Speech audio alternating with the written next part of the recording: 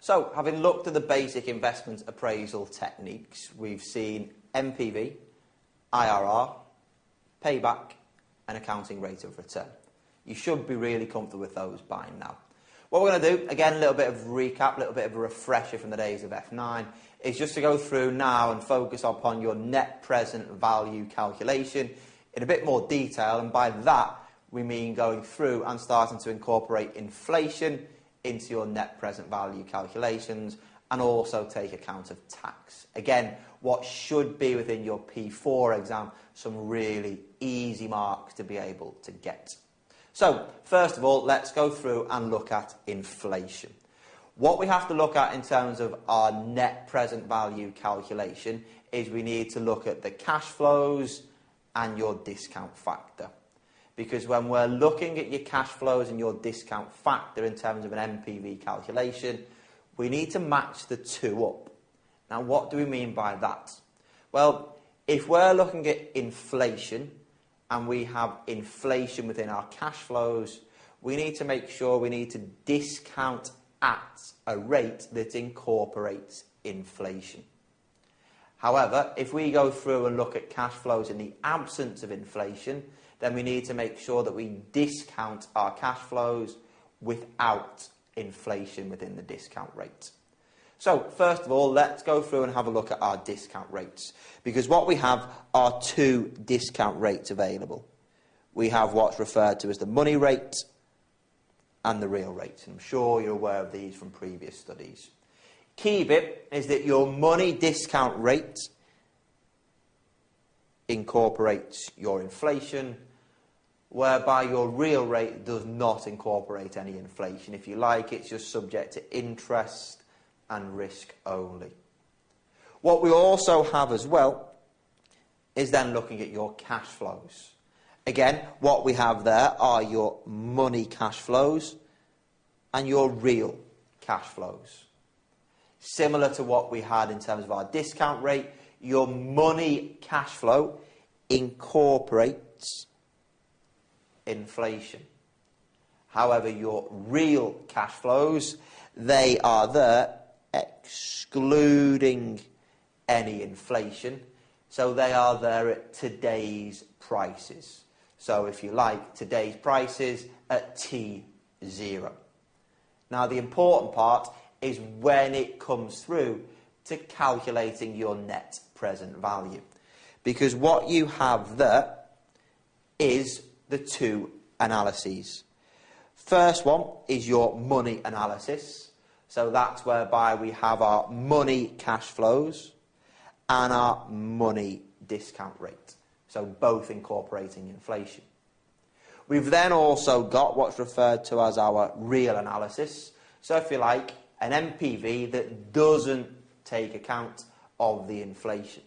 So what we have there is our real cash flows and our real discount rate. As we said before, it's all about matching the cash flows and the discount rate together. You can't go through and use money cash flows and look at a real discount rate. Money, real. No. It's either money and money or real and real. What you have got to be careful of is the link between the two, because at the end of the day, they should go through and give you exactly the same number in terms of today's present value, regardless of whether there is inflation or whether there is no inflation within the question. And what we have is, if we go back to looking at our discount rates and formulae, we'll need to be able to link together the money discount rate and the real discount rate. So the formula that you have from previous studies is there as 1 plus M is equal to 1 plus R multiplied by 1 plus H, whereby there M is your money discount rate, R is there as your real discount rate, and H is there as your interest rate. That's a key formula. You need to go through and make sure you commit it to memory and use it within the exam. Now let's go through and just work ourselves an example to get ourselves back up to speed from where we were within F9. So what have we got within the example? Well, we're going to go through and calculate the net present value using both analyses, your real analysis and your money analysis, and demonstrate that whichever we use will give us exactly the same answer. So what do we have in this example here? Well, it says there we require an outlay of 1.5 million at the start. So that there is your outflow, if you like, at T0. We're then told that we have the cash flows in real terms. So these cash flows that we are given have there no inflation in them whatsoever. However, what we're then told in terms of our discount rate is that we have 15.5%, but that there is my money cost of capital. So we can't go through and take those discount rates that we have at 15.5% and apply that to those real cash flows. It needs to be money at money or real at real. So we're going to work both based upon the fact that we're given inflation is estimated there at 5% per annum. So let's go through and work the numbers. What have we got? Well, when we're working the numbers, what we have so far, if we're trying to think about the analysis, we'll first of all start with our real analysis, because we were given the real cash flows, the cash flows in today's terms, in the absence of inflation. Well, if we've got the real cash flows, we'll need a real discount rate. But what we have so far is we have a money discount rate at 15.5%. We have the interest rate there at 5%, so we can work backwards and go through and calculate the real rate of interest, our real discount rate. So what we have is we have there 1 plus M, so 0.155, is there as 1 plus R, multiplied by 1 plus 0.05. If we rearrange the formula to make 1 plus R the subject, we have 1.155 divided by 1.05 is equal to my 1 plus R. We should be able to comfortably rearrange that to work out that R is equal to 10%. So if you like, as a decimal, that would have been there at 0.1, so R is at 10%. Got to be really comfortable with that. Now we're not going to go through all the various steps. To then work out the present value, you have there your cash flows at T0, 1, 2 and 3, whereby the cash flow at T0 is 1,500. Cash flow at T1 is 670, at T2 is 500, and T3 is 1,200. So if you like, those there are your real cash flows in the absence of inflation. We then need to go through there and look at your discount factor at 10%. So that there is based upon my real discount rate. So there, you can go through and look that up in your tables. T0 is 1. You've then got 0.909, 0.826 and 0.751. You can go through that, work out then your present value, which gives us there 1,500. You've then got 609 for T1, 413, and then 902. If you go through and total that up, that should go through there and give you £424,000 positive NPV project based upon my real analysis. So looking there, your real discount rate and your real cash flows. If we go through and look at it in an alternative fashion, same numbers from the question, but looking at it in money terms. We've got T0, 1, 2 and 3.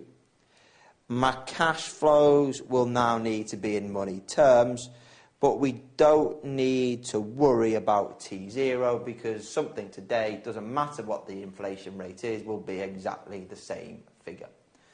However, we'll need to go through there, work a separate little working to work out the cash flows at T1, 2 and 3. And what we'll also need as well is a discount factor at 15.5%. And once again, we'll just look at a separate little working to calculate that there. So, let's go through, first of all, and look at a working for those cash flows. So at T1, the cash flow is £670,000. However, that needs to be inflated by 1 year at 5%. So multiply by 1.05 gives me there 703.5. T2, the cash flow that we're given is 500,000. We need to inflate that for 2 years, so multiply by 1.05 squared. Gives me there 551.25. At T3, the cash flow in real terms is 1,200. To convert it there to a money cash flow, we multiply by 1.05 cubed, which gives me 1389.15. And I can go through then and substitute those figures into my overall calculation. So 703.5, 551.25, and 1389.15. Next step is to go through there and calculate your discount factors at 15.5%.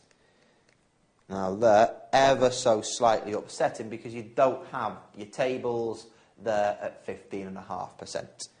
So there, my discount factor for year 1 is 1 over 1 plus your discount rate to the power of n, which is there as 1. So 1 divided by 1.155 works out there at 0.866. My discount factor for year 2 is 1 over 1 plus your discount rate to the power of n, whereby n is now 2, gives me 0.750. And then there, my discount factor for year 3 is 1 over 1 plus your discount rate to the power of n, which is now 3. Works out there at 0.649. So what I can then do is transfer those figures back in to my calculation. So T3 is 0.649, T2 is 0.750, and T1 is 0.866. I'll allow you to go through, tap away the numbers on the calculator and complete the calculation and see what you end up with. You should, when you get there, end up, give or take, a little bit of rounding with an NPV of £424,000. There you go. That's inflation.